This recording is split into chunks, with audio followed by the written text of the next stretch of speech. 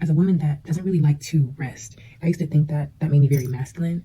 As a woman that likes to start businesses and, do my own thing, find my own way, I used to think that that made me less of a woman. And then I realized that the essence of being a woman is to create. And I think the deepest and most expressive form of that femininity is a woman stepping into her own power and creating something for herself, either tapping into her creativity along like artistic endeavors or starting businesses. Don't like being told what to do, can't really focus if it's not something that you absolutely love, feeling drained when you're talking to niggas or when when you're talking to men or when you're like trying to build something or you're like really passionate about what you're doing and men just seem to always be like a blockade and you're always like, I can't just rest.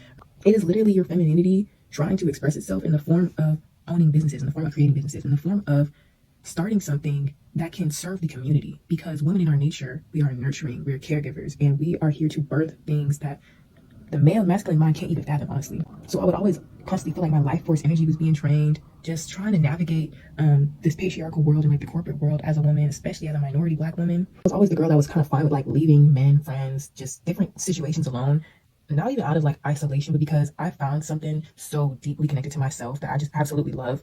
I would rather spend time pouring into that than just like waiting for some man to come give me permission to relax and like not bring anything to the world other than just like to nurture him. But I think the most powerful business owners coming up are going to be Black women, colored women. If you're out there and you're a woman and you just feel like you're not in your feminine energy as an entrepreneur, just remember that your essence is to give birth, is to bring forth new ideas and innovations for the patriarchal society we live in. And so a lot of times that's going to look a lot like the opposite of what we've been told femininity really is. But real femininity is dual, and true femininity is backed by hustle and flow. So